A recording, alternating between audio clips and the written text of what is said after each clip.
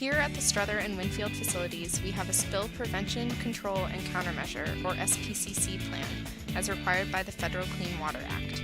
This plan was implemented because we are a high-risk facility due to our fuel farm and the amount of product we hold at our shop at any given time. Strother has thousands of gallons of oil storage capacity and has the potential to discharge this oil or other chemicals into local creeks and other water sources. The types of chemicals that are regulated under this plan are all petroleum-based oils, oil mixed with other wastes, coolants, synthetic oil, and any other type of chemical product or waste. Specific examples at Strother are PD680, Mobile 2, jet fuel, Zyglo, used oil, and calibration fluid. This plan identifies chemical storage containers with the capacity of 55 gallons or more. This includes drums, totes, tanks, operating equipment, empty tanks not marked permanently closed, piping, and any other storage container or area. Strother has 8 major sources: the fuel farm, the flight line, surrounding transformers, all the waste satellite storage areas, the oil water separators, FPI, the machine shop, and maintenance. However, since any 55-gallon or greater container is a source, it is almost guaranteed that you will have at least one in your area. The SPCC plan includes elements to ensure compliance with federal regulations. It is composed of 3 main parts: prevention, which includes routine inspection of sources, good housekeeping, documentation, and periodic integrity testing of the tanks; control, which includes leak detection, leak or spill reporting, and secondary containment; and countermeasures, which includes drainage controls and quick and appropriate spill response procedures. When a chemical spills, there is always the potential for it to enter the storm drains. Spills can enter the storm drain, catch basins, or trenches directly if spilled outside. Runoff from oil-contaminated parts or equipment stored outside can also carry it to the drains. All of the storm drains on our facility go directly to the Posey Creek, which runs into the Walnut River, and then eventually to the Arkansas River, which serves as the water supply for surrounding communities. Contrary to popular belief, the water is not treated or filtered in any way, nor does it go to any water treatment plant for any type of processing. This is why it is important to never allow oil to go into an open drain, catch basin, or trench, and to never rinse off oil-contaminated equipment outside. The SPCC plan requires all chemical storage to include adequate secondary containment, whether it is inside or outside the building. The containment must be large enough to hold the capacity of the tank. Drums and oil-filled equipment must be stored away from doorways, drains, and sumps whenever possible, and it is recommended that spill pallets be used for all drums. This is a requirement when the drums are located close to a drain, sump, or outside door.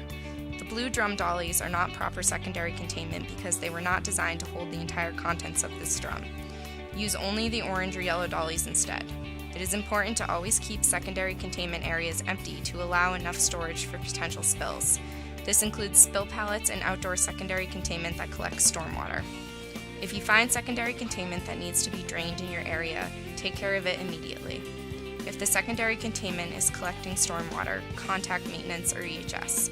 They are the only ones qualified to assess and drain the accumulated stormwater.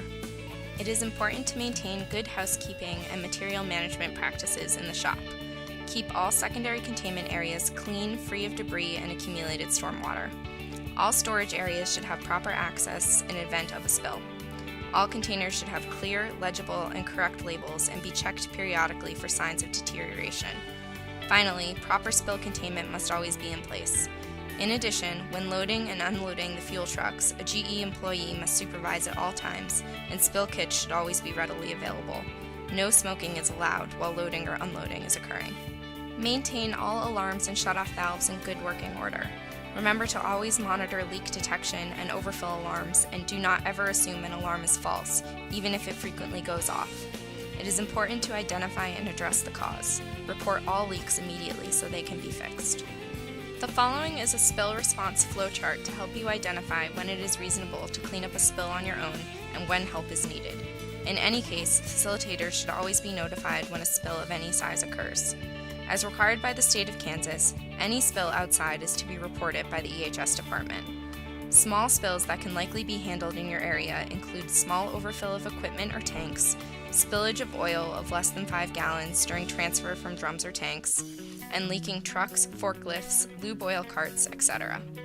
Spill response supplies should be located in your area and include sorbent booms and socks, oil absorption pads, spill mats for covering drains, gloves, and other materials and PPE appropriate for your area. Always follow the spill procedures that are posted throughout the shop and report all spills to a facilitator. In the case of an emergency, contact the EHS department. MSDS information for all chemicals at our facility can be found online and is kept in the EHS files. You can also call the 1-800 number located on the phones 24 hours a day. So what can you do today? Everyone has a responsibility for upholding our SPCC plan. Inspect your work areas, drum storage areas, operating equipment, and tanks, and make corrections when issues are found. Promote good housekeeping practices at all times. Follow spill procedures and loading and unloading procedures, and remember to ask questions or for help whenever you are unsure about how to handle a situation. Together, we can do our part to keep our environment clean.